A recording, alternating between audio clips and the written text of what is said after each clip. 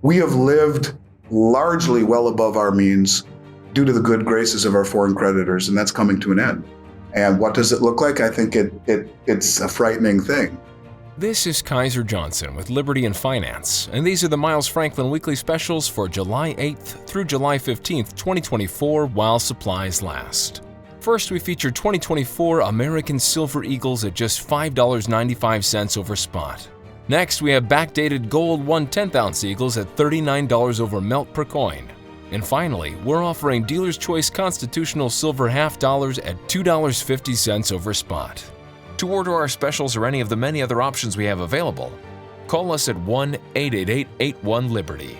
That's 1-888-815-4237. We're available after hours and on weekends, and we look forward to speaking with you. Welcome back to Liberty and Finance. We're delighted to have this weekly market update with Miles Franklin Precious Metals CEO Andy Schectman. Today is Tuesday. We're doing this for Tuesday, July 9th, 2024. Andy, thanks for coming back on Liberty and Finance. Good to see you, my man, and you did well with that. If people only knew how many times we've had to joke about a blooper reel, he always forgets the date at the last second. So well done. Good to be here. Good to see you and in person this time. So thanks for having me, buddy. Yeah, we're not usually in the same room at the same time, but we are today again because we're both attending the Rule Symposium on Natural Resource Investing in Boca Raton, Florida.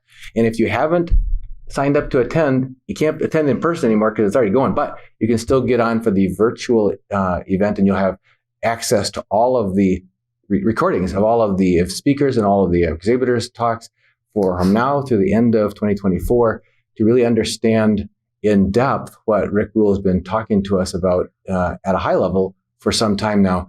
So check the description of this video and make sure you don't miss out on that. It's really remarkable how much knowledge there is going on here. Andy, in addition to any takeaways that you might have already from this you're still in the first day of the conference here. You probably haven't had a chance to get into much of the speakers, but I wanted to touch in with you again for our weekly market update on what you're seeing going on in the world that people need to know about, that they care about if they want to know what's coming next for us all financially and for our families. You know, Dunagun, I think there are a lot of things. Well, actually, let me take a look here real quick. I did jot some notes down to talk about, but when I could talk about the fact that India has purchased more gold recently than they have in the last 2 years, that they have brought all of that gold home. They took 100 metric tons home from the Bank of England recently. The repatriation theme is something that is very big. I could talk about the fact that silver is up 40% year to date and gold is up 16% year to date. I could talk about all of these things, which I kind of look at as the periphery, as important and relevant. Let me see a few other things I talked about, but not the most important thing. I wrote down that new data from the Treasury Department showed that the debt jumped from January 2nd of this year to July 2nd from $33.9 trillion to $34.86 trillion. The debt is accelerating at levels that the world has never seen before. These are things that we could talk about, and I do, and I think they're important. And if we were sitting at our computers, I would focus on that. I think the thing that really has me intrigued and has me focused is the Project M Bridge and the unit currency, which we talked about last week on the show.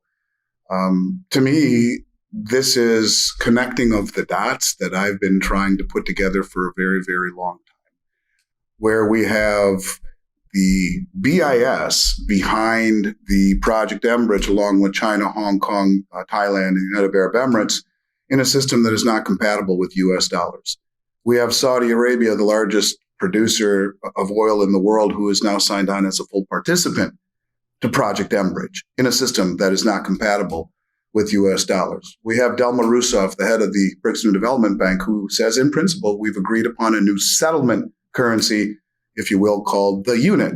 All of these things I talked about on your show last week, but to me, it is the most important thing, because what it really does is I think it lights the fuse to the dollar, to the reality that countries will have far less incentive to hold treasuries. Aside from the weaponization, we now know that gold will be very pivotal in this new unit.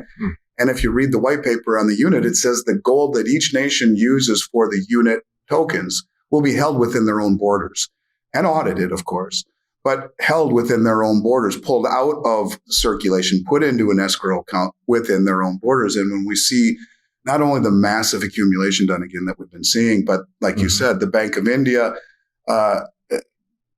purchasing 1.5 times what they did last year in the first 4 months, but bringing it home along with the 100 metric tons they've had since 1991. And it puts more into context about Saudi Arabia, Egypt, and the half a dozen African countries that repatriated their gold from the New York Fed just last month or the month before.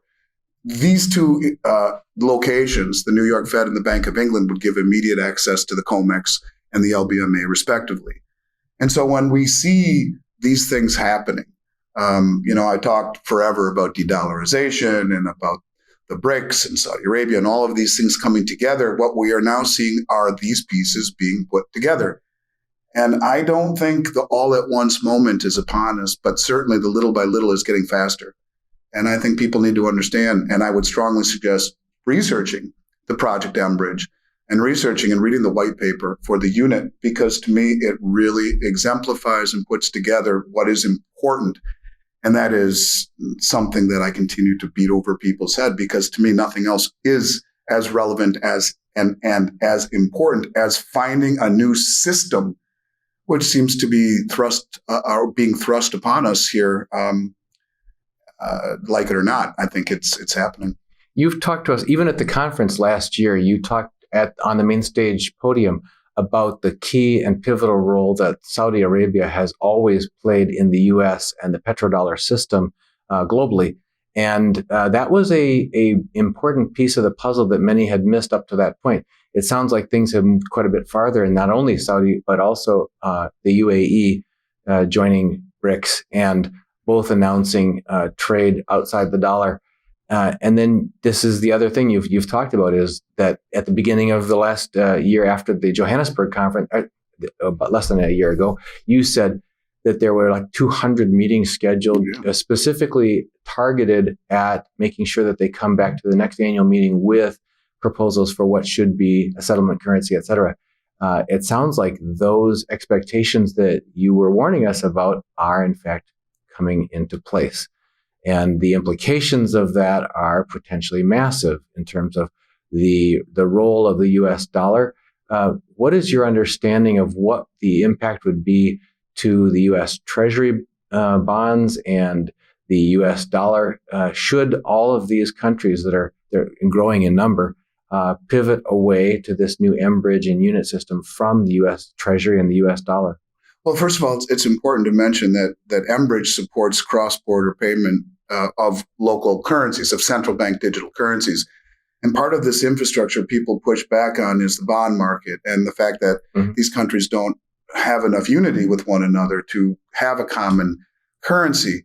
But that's been addressed in the architecture here, where each country will have their own monetary autonomy, their own monetary policy, trading their own currencies within their own economies across the M-Bridge, which sidestepped the SWIFT, and then settling in a common token, if you will, a common currency unit that will be pegged to gold, 40%, and a basket of 60% local currencies of the BRICS nations. So the transactions being done outside the dollar will massively impact the value of the dollar and its role in reserves.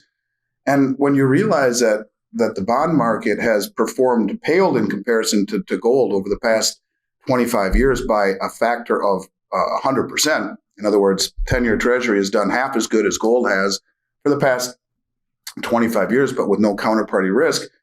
It's a huge, huge blow to the reserve status of the dollar. So transactions, reserve, and image of the dollar are all being massively compromised, and you can see the pieces are coming together much more swiftly. So assuming that progresses further along that current trajectory, there have been those who have predicted a massive tsunami of dollars coming back to the U.S. or treasuries being sold by foreign holders who no longer need them because we've weaponized them and they don't want to be under the thumb of that anymore. What does that look like in your view when there's a massive foreign holder selling of U.S. treasuries or of dollars? Well, you could argue they've been doing that slowly. privately, quietly. I mean, look at all of the central banks who have been funding our spending habits for a long time, have been selling over the past couple of years or a year and a half. They have been selling and buying commodities, in particular gold. What starts out as a trickle could very quickly move into much more of a rush, of a panic. We're not there yet. Mike Adams calls that Project Sandman, Operation Sandman, where there are 150 plus countries who have agreed to do just that all at once.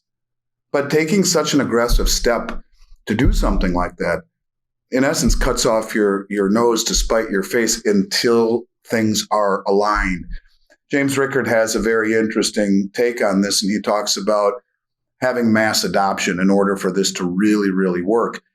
59 countries came out of the last meeting in Novigrad 2 weeks ago and said, we're applying to BRICS. You add that to the 10, you're talking 69 countries and a massive, that's 3 times the size of the European Union just in countries alone. And when you realize that unlike the European Union, every one of these countries will have their own currency, but a common settlement currency, it is the composition of the settlement currency that destroys both the transaction and the settlement value of the dollar in the treasury market. What it does is it greatly starts to reduce demand for both. And as there is less demand and more supply, we would see inflation and interest rates go higher, which ultimately, little by little, starts to wreak havoc upon the system. Now, if it gets to a point where people realize that this is a global realization, that this is a trend in motion, and all of a sudden what starts out slow and orderly turns into a stampede through a rotating door, not everyone makes it through alive. And it becomes a very, very unorderly chaos type of situation that could immediately overwhelm the United States with massive inflation. And we've talked about that forever, what that looks like as interest rates go parabolic. And in the face of rising interest rates, you have banks that are undercapitalized and overleveraged, insurance companies that are loaded with treasuries, and stocks and bonds and real estate that are all inversely correlated to that moment. And this is why I keep coming back to the fact that all of the actions that we've taken, both at home and abroad, are just too foolish to not be planned. And we talk about this all the time. Bill Holter, and I heard your interview with him. He said that I got it wrong. I like it. I like it. I watch everything you do, Dunagun, and I like where he said it's not too stupid to be stupid. Andy's running around saying that. He says it's too stupid to not be planned. Okay, fine.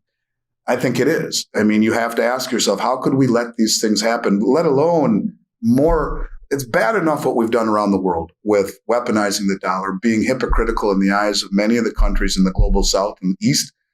But to let what's happened here in this country, the destabilization of what is sacred in this country, starting with the nuclear family and everything up all the way through the electoral and judicial system that I've talked about week over week over week. I do it not to be monotonous. I spend 3 hours a day, every day, 7 days a week studying, and there's lots we can talk about, the minutia. But I think this, as I used to call it when we first started working together, this linear progression of events has accelerated. And putting the pieces together now are now more important than ever. So what does it look like? We have lived largely well above our means due to the good graces of our foreign creditors, and that's coming to an end.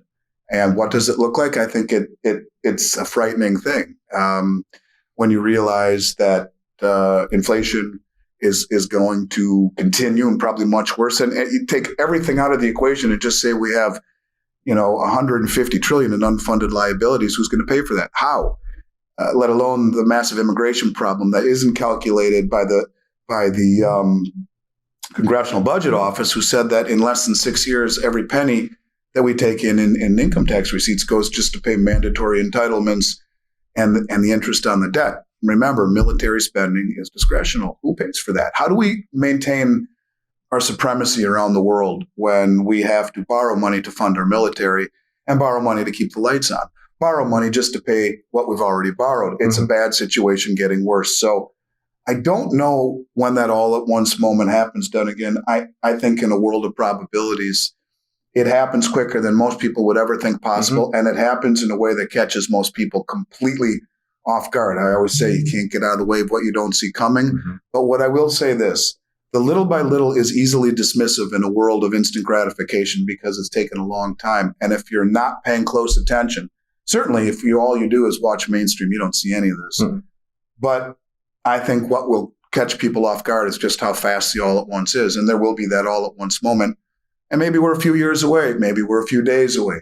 Don't know.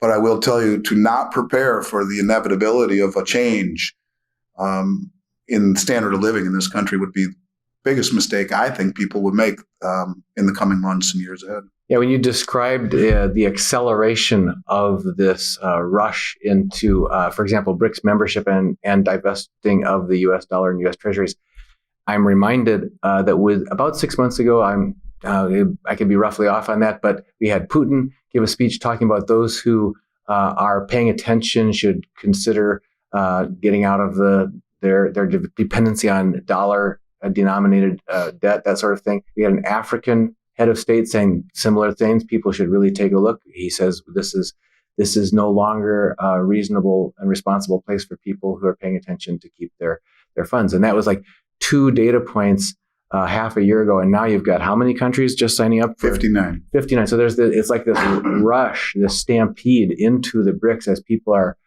when I say people, as countries across the globe are awakening that they don't want to be left out of the club that makes sense and flee and renounce their allegiance to the club that no longer makes sense for them and for their future.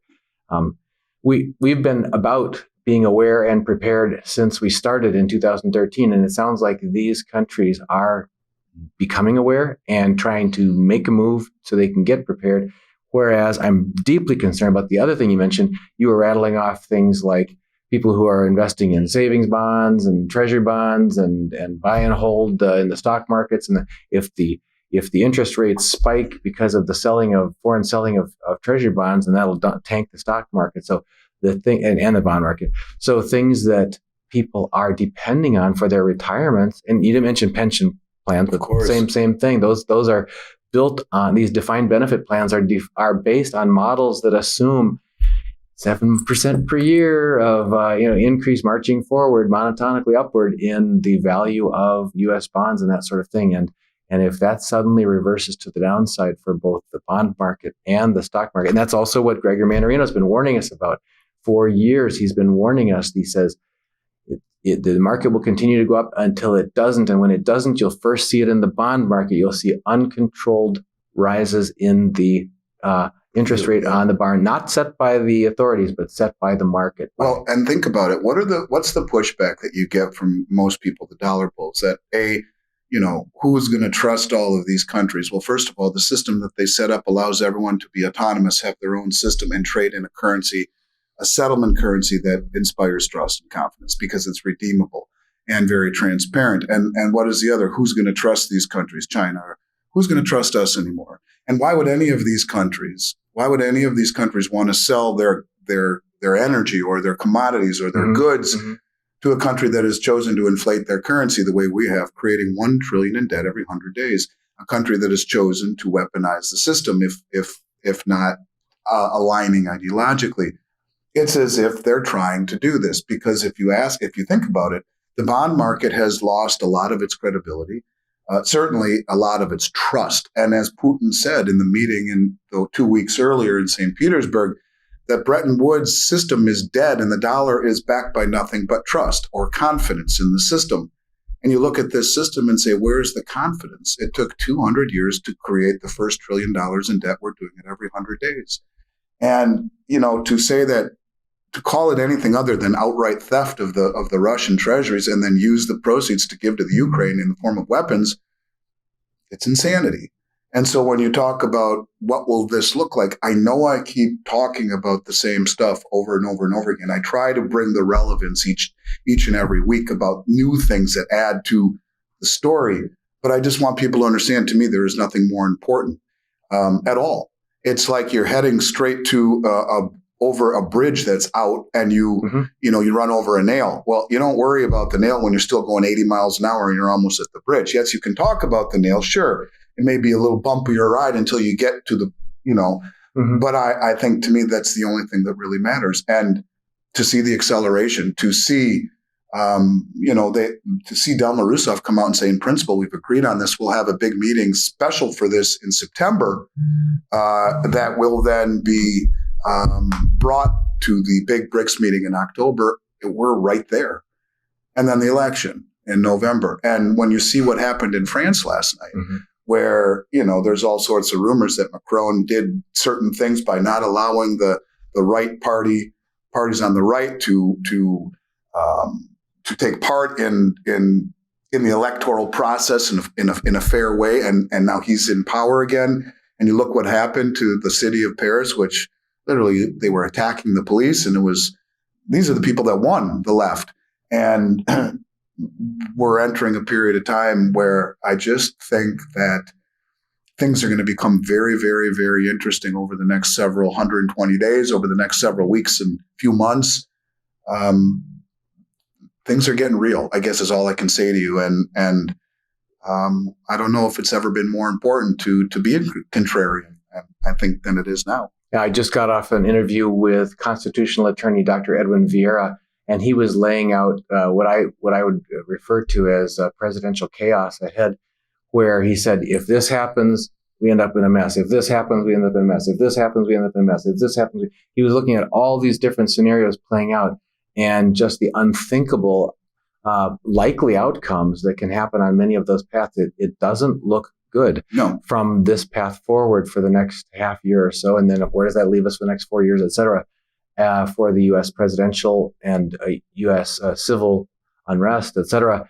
But then when you talk about this rush to grab the real things, it certainly seems like maybe it hasn't reached a panic stage yet because most people in the U.S. just simply aren't aware still. But you've got the countries of the world rushing to grab real things. It's like the last musical notes of a game of musical chairs, and people are rushing to grab real things. They're repatriating physical assets and making sure they have strategic alliances that are going to get them the real stuff.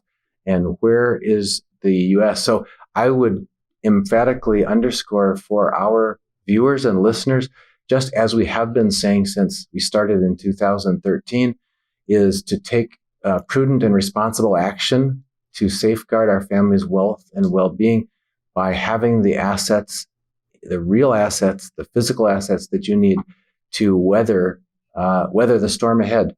And looks like we're heading towards some rough seas. You want to make sure you have the things that you would need to have. If it were a hurricane, we'd be saying, get bottled water and food. And that's probably a good idea, too. It is a good idea. In addition to that, you might want to have gold and silver as that's what Bill Folker often, who it used to be almost a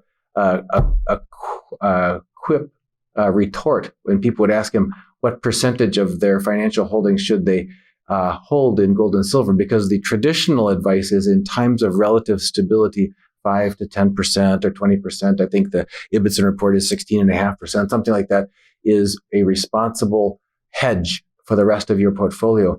But in times like these, Bill says, well, the answer is, how much do you not want to lose?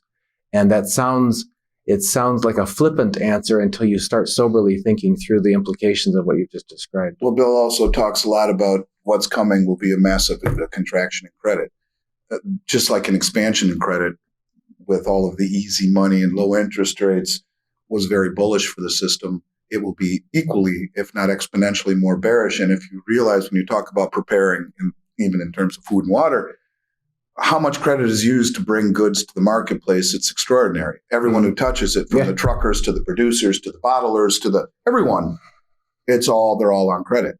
And we're a just-in-time economy. So preparing as if literally there was a hurricane coming, and figuratively with your finances, getting out of the way of the banks, getting out of the way of the system, being a contrarian. And this is why the big money is always first, always wins. They position when no one else sees it. And why the little guy never wins is the little guy does it after it's become obvious to everybody else. Guys like myself and you and Rick Rule, we've been prepared for this for years, and maybe we were foolish to be as early as we were, maybe not. I guess that remains to be seen. But when I look at the amount of gold and silver that I've accumulated, I don't buy it to hope to get me out of a massive problem. I look at it as wealth that I hope to give to my kids someday. It's a bonus to know that you're out of the system that is arguably stretched very thin and maybe on its last leg. I do believe that, but that's not why I ultimately have accumulated for all these years. To me, it's wealth, and wealth that hopefully I don't ever need to use. If I do, I'm darn glad I have it. Maybe it's for an opportunity too, a heck of an opportunity when the dust settles. But if not, you give it to your kids. And as far as being prepared, in other ways, so what? You use the batteries, you use the dog food, you donate food to a food shelf, you drink the water, whatever it may be. It's never been more important. And to see these pieces coming together right now with what is a viable solution, I believe, for settlement outside the dollar, for energy, and to see Saudi Arabia become a full participant in a program that is not dollar compatible, Enbridge. Again, and if you look at the way the BIS operates, those central banks who brought their gold back following the Bundesbank's lead in 2017 and went on a massive buying spree for 2 years before, then the BIS said, by the way, we reclassified gold tier 1.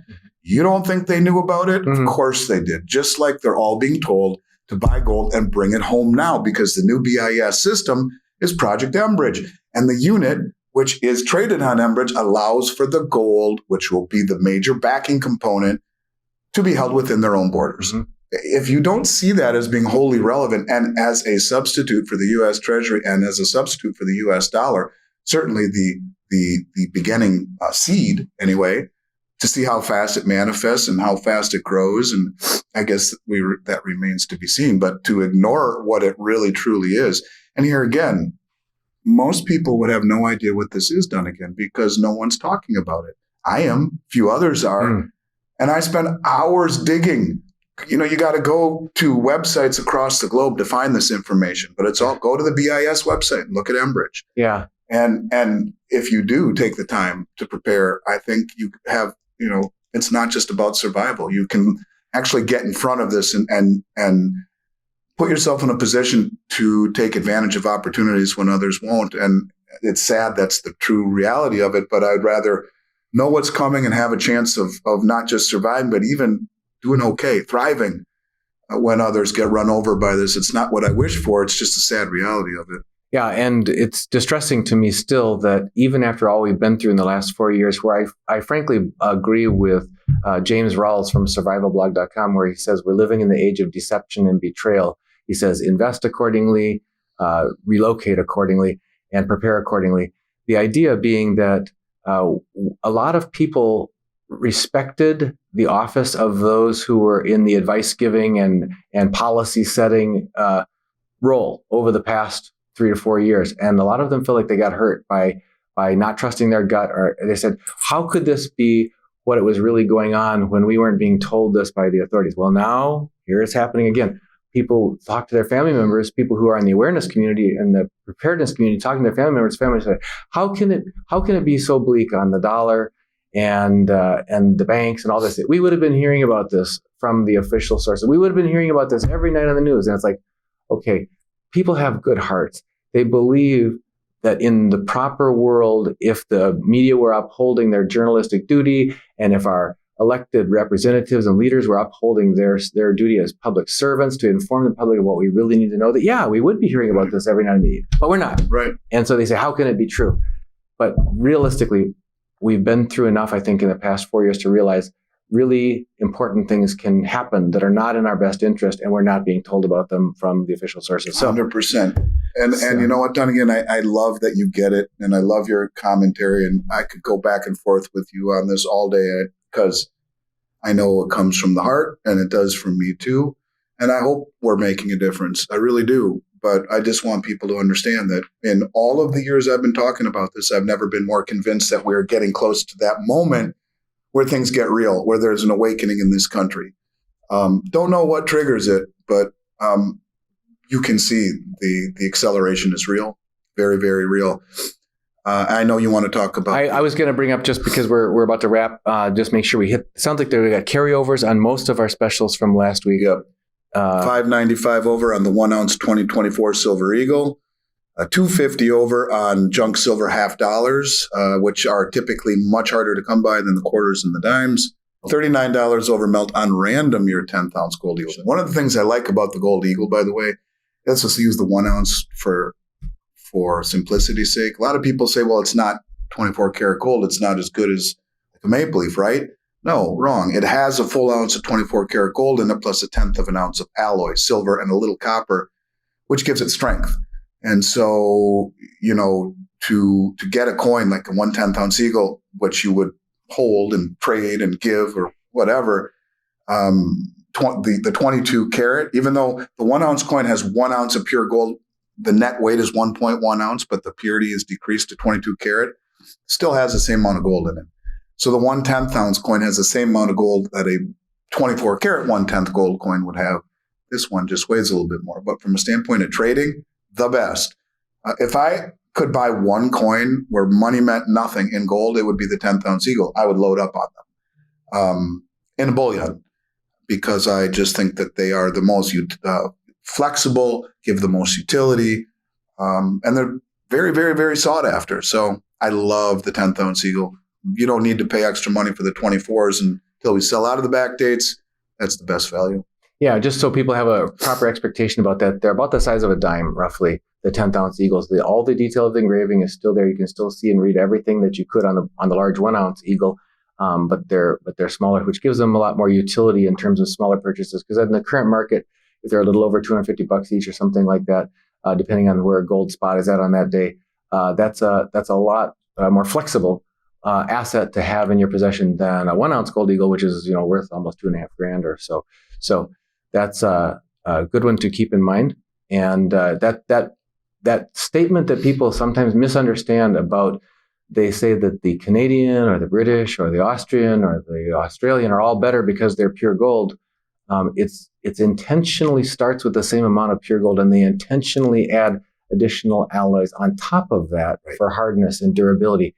We've had situations where, unfortunately, people were shipping a tube, for example, of Canadian gold maple leaf coins without taping down the cap pops off, and they all rub against each other in the rough handling. The things get in the mail sometimes, ending up scratching each other, because gold is one of the softest and most malleable metals. And so those other pure 24 karat gold 4/9 fine coins are very susceptible to scratching and denting, whereas the American eagles, being more have the additional alloy metals added on top of the full measure of gold, are more durable. Yeah, something to keep in mind. If you played poker with American eagles versus maple leafs, at the end of the night, the eagles would look brand new. The maples would look 100 years old. And that's like in the old movies when they bite it and you'd see your tooth mark in it. Yeah. So that's why I like the American eagles, because of that extra durability. Same amount of gold, you're not losing anything. It's my preferred choice. Well, Andy, as always, on behalf of all of our viewers, thanks for this weekly market update and joining us on Liberty and Finance. Always a pleasure. Great to see you in person, buddy. This is Kaiser Johnson with Liberty and Finance, and these are the Miles Franklin weekly specials for July 8th through July 15th, 2024, while supplies last. First, we feature 2024 American Silver Eagles at just $5.95 over spot. Next, we have backdated gold 1/10 ounce eagles at $39 over melt per coin. And finally, we're offering Dealer's Choice Constitutional Silver half dollars at $2.50 over spot. To order our specials or any of the many other options we have available, call us at 1-888-81-LIBERTY. That's 1-888-815-4237. We're available after hours and on weekends, and we look forward to speaking with you.